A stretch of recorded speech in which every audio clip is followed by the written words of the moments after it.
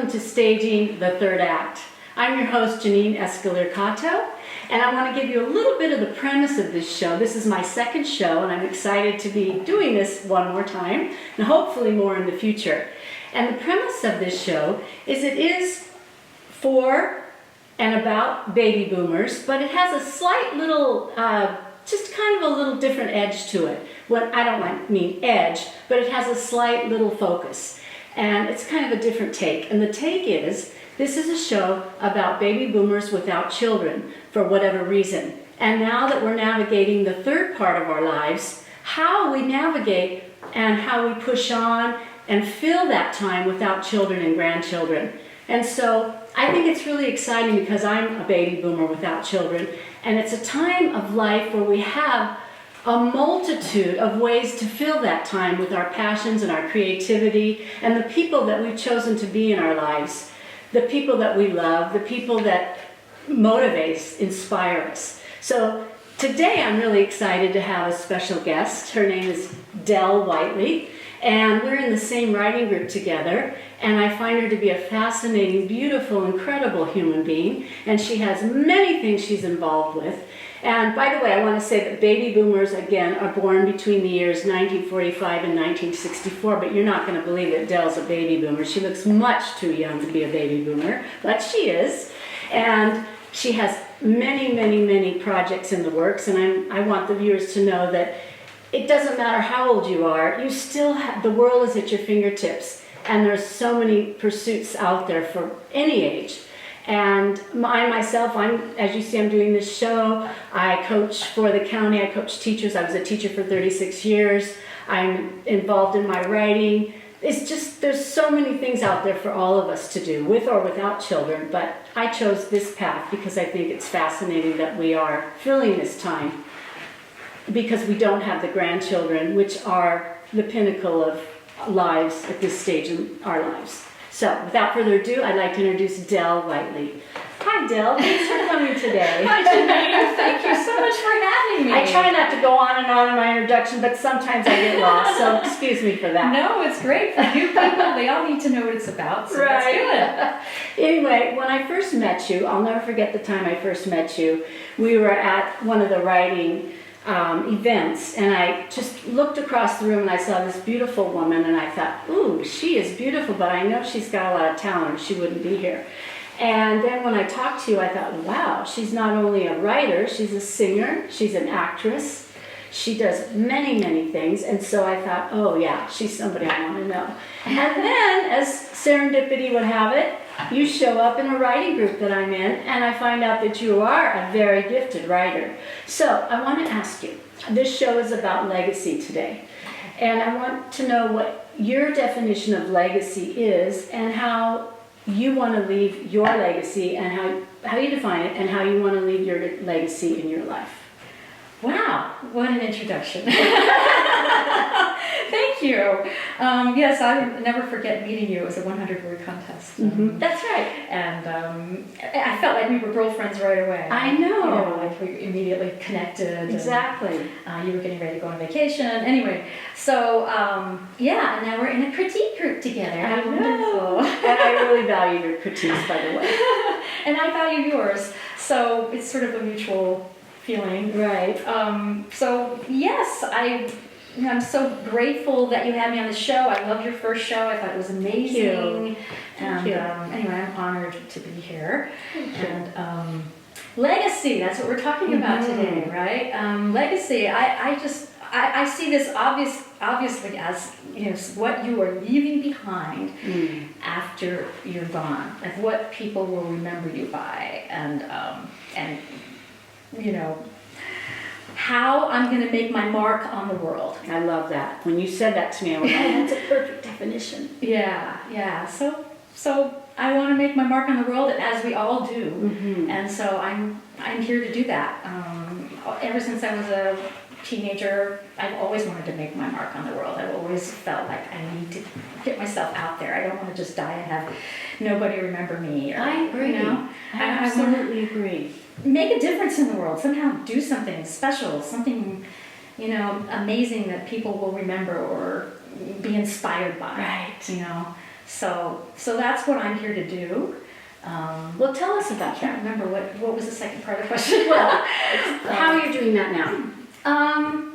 Well, the biggest thing I'm doing is I'm writing my book, my memoir about my life. I love it. So, I mean, this is huge, and I tell everybody, this is my big project I'm doing. I've actually been working on it a long time, because even when I was in my early 20s or whatever, I've been kind of, thinking in the back of my mind that I want to write a book about my life someday. It's felt like a calling to me my whole life. So there's some things that I've been through, especially in the earlier years, that were really hard and traumatic, and I thought, I've got to tell this story. I've got to tell this story. Yes. Nobody's going to believe it unless I tell the story. And so I've been saving pictures and been saving, memorabilia and all kinds of things throughout my life so that I could use that to jog my memory and remember, things that happened for my book. So I started taking writing classes, I don't know, back in 2001 or something, and took memoir writing classes, and kind of started writing it more seriously in about 2015 or so.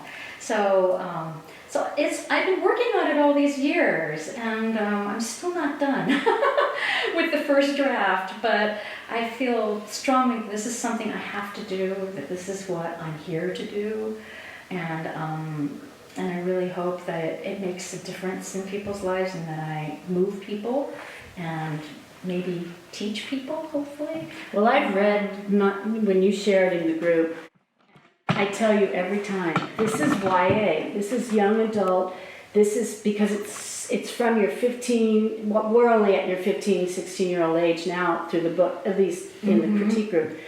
And I, as a teacher of adolescents, it's got to be out there. These kids would just eat it up. And you write it, it's a period piece, but it still stands the test of time. And the emotion that you write from is from that period. It's just, we're back in that phase of life.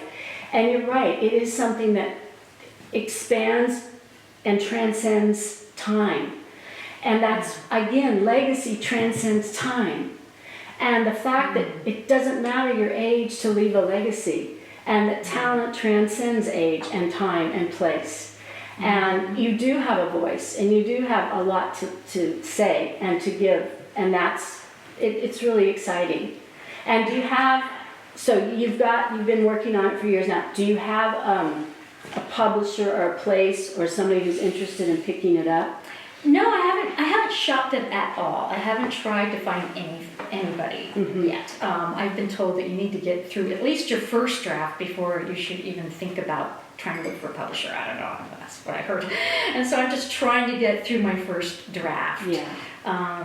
It's just that it's hard, you know how hard it is to write and stay focused, and when you've got other things going in your life. I was working full time when I first started, and so there just wasn't a lot of time to put into it, and now I haven't been working in the last few years, so I've had more time to work on it. Right.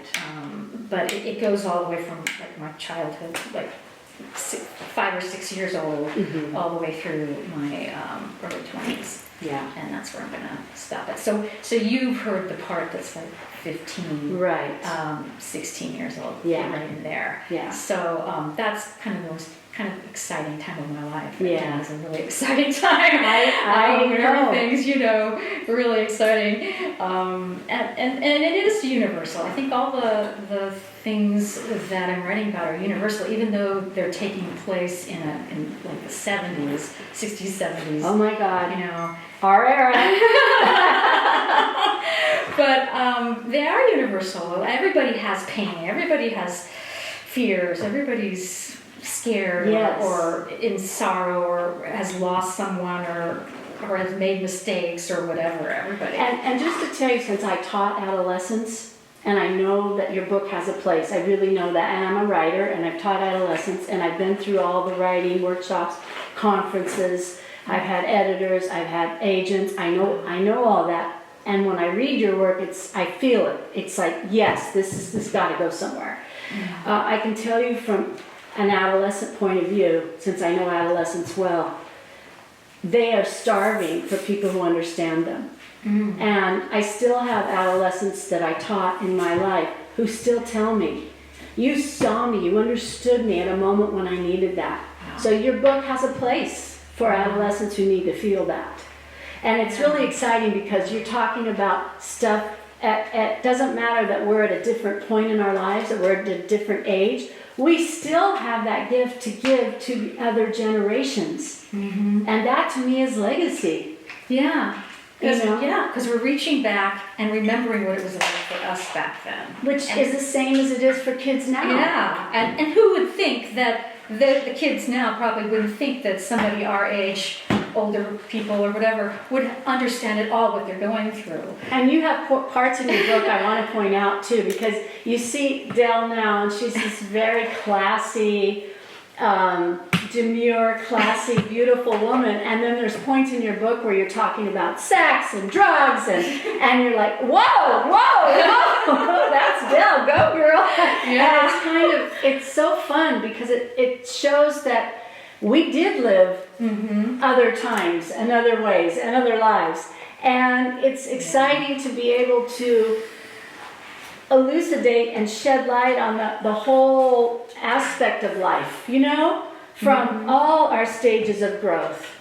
And I love that about your book because you just pinpoint, it just stands the test of time. It really does. Oh, I'm so glad. I'm so glad to hear that. Yeah, so I can't wait for you to finish it. I can't wait for you to find somebody that's going to get it out there for you. Thank you. And I noticed you did some YouTube clips too about your singing, and you really are a gifted singer and performer. I've seen some of those. Yeah. Oh, of course I have. Nice. I spied on your page.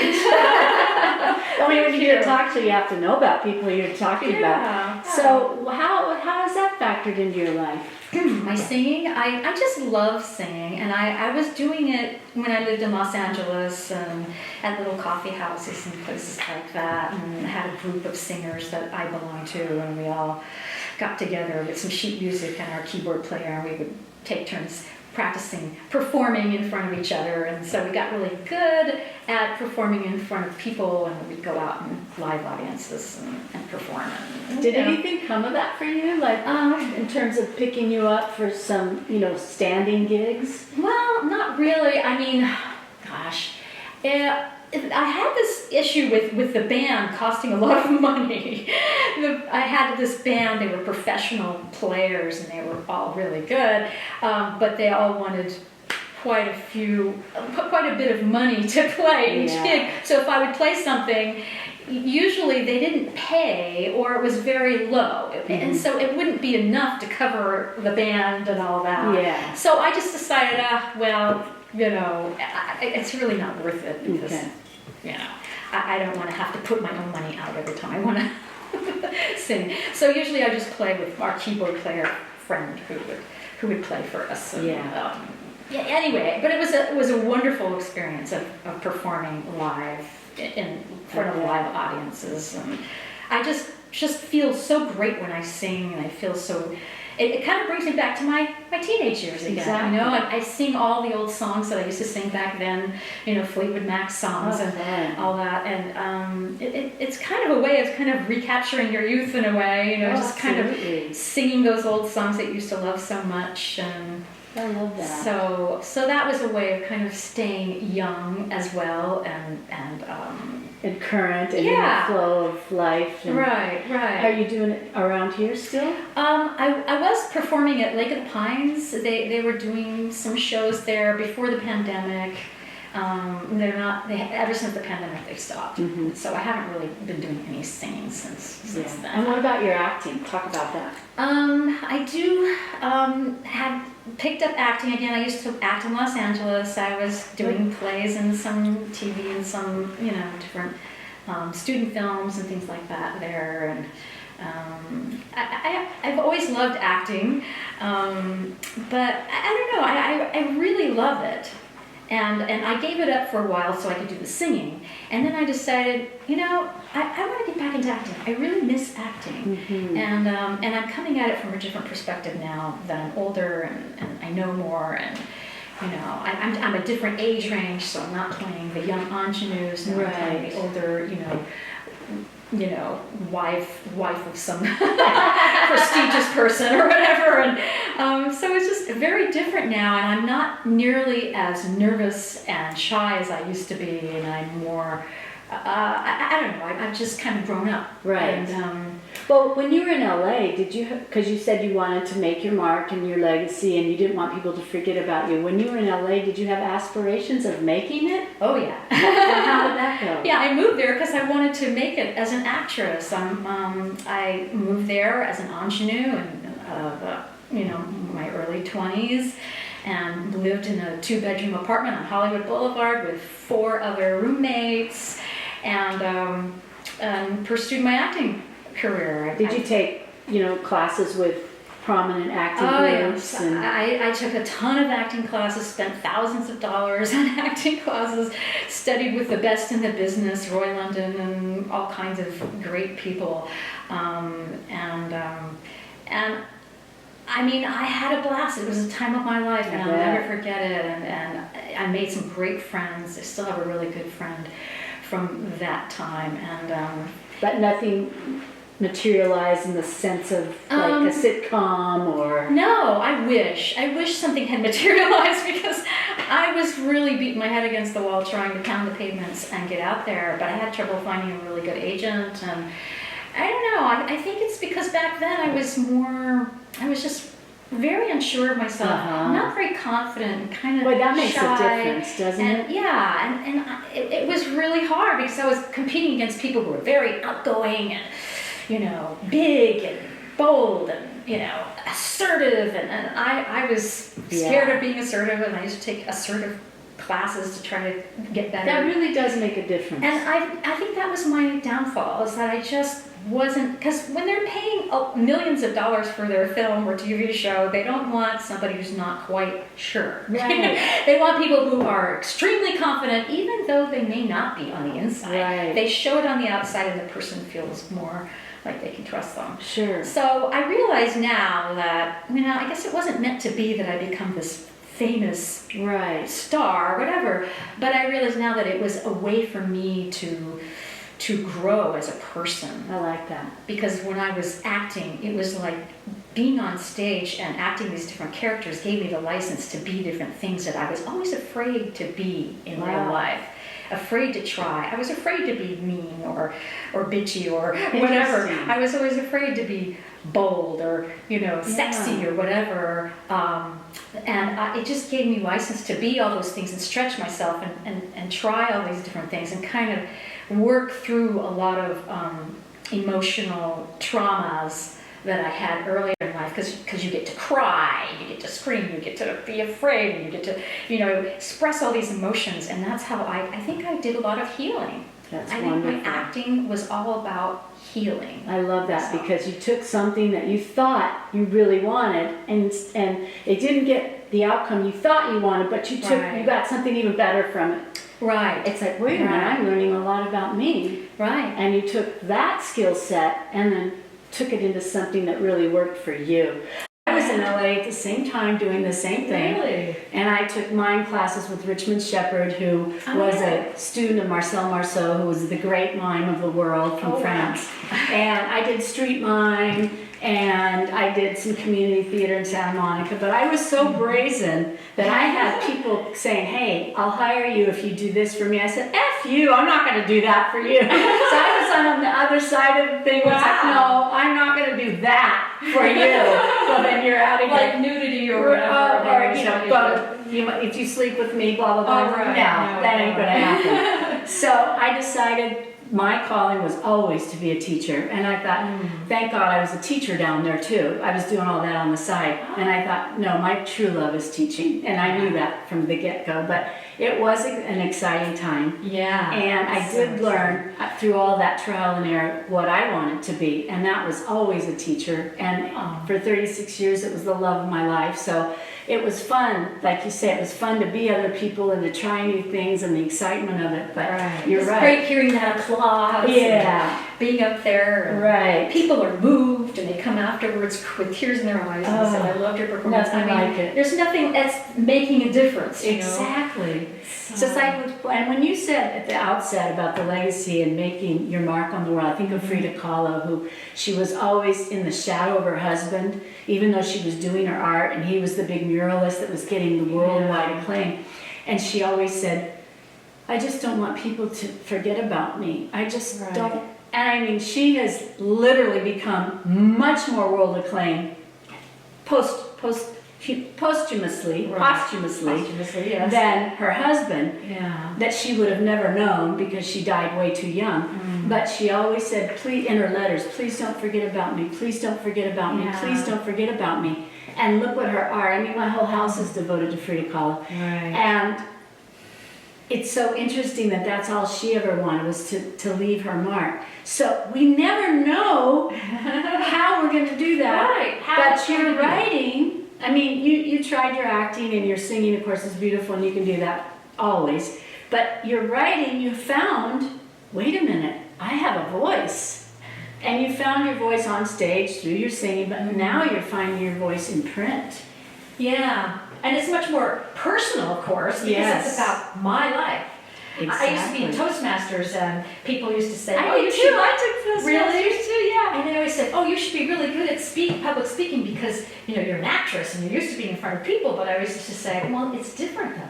When you're an actress, you're some other character. You're not really yourself. You get to hide behind that character and be whatever you want to be, but it's not really you. People aren't really seeing you, they're seeing the character. And so it was always safe for me in that way. I hear that a lot from actors on talk shows that are shy people. Yeah, I was always been really shy my whole life. So that was my way of getting out there without taking any risks, you know, without getting in trouble for it. I got to be these wild and crazy characters.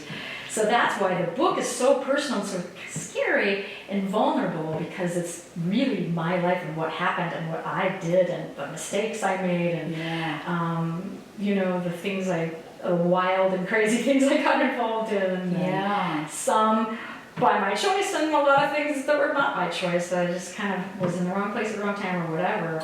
And it's been a great lesson, a great learning experience. Yes. But it's very personal. Right. So it feels very vulnerable to write a book. I know when I write, I've written a novel about nonfiction, memoir, about a dog that brought my husband into my life. And everyone who knows me knows about this dog. And I had to go through some really hard times. She went through some of the hardest times in my life with me. Yeah. And you know, when you sit down and you go through those times, man, does it bring it all up again. It's just, you know, I was crying through most of that, just sobbing and crying. Yes. Do you feel like your journey with your book do you see threads of decisions you made in your adulthood from those moments in your childhood? Like decisions you made as an adult, did you go, oh, now I know why I did that? Is there a direct link there? I think I'm starting to see things. Yeah, themes are starting to come out. And the more I write, I'm starting to see themes, and I realize, oh, I used to do that, and that probably did affect me. It's still affecting me. I mean, I'm still doing similar things now. And it's surprising that you think you've changed totally from your childhood, but actually there's still things that are affecting you. You're still that same person. Yeah. And you are being affected, and you are bringing that into your adult life, but you're more informed and more educated and more aware. Right. So you're not just falling into the same hole. You're doing things at a different level and hopefully adding things that you learned along the way. Because I feel like by the time you get to my age, I'll be 68 tomorrow. Oh, Thank you. By the time you get to my age, you think, oh, I know everything there is to know about me. I know why I did that. I know who I am, blah, blah. No. I find that I'm constantly going, oh my gosh, now I understand. And wow. Yeah, you still learn things at this age. Yeah. Oh my gosh. Oh, I never I put didn't that. know that I was like that. Or I never put that together with that. Yeah. Now, oh, I never thought of it. I'll call my mom, who's going to be 91 in July, and I'll call her, Mom, did you realize? Now I understand it. And she'll say, oh, I never thought of that either. And so she's at 90, almost 91, realizing, I never thought of that either. And I said, Mom, now I understand why I did, blah, blah, blah, blah. So I think that that's another reason I do this show, is because we're never done. Right. We're never done. We're never done growing. We're never done getting better. We're never done learning. We're never done exploring. Right. And I just want to say that for me, in staging my last third act, for me, I know what I want my legacy to be, and I want my legacy to be meeting people like you that still have that passion for creative things, and I want to put together a community of people like that, because I don't have children or grandchildren to put that energy into. Right. So I want to spend my last act with people like you, and I want people like you to motivate me to continue to do those things, so that I have a community of people.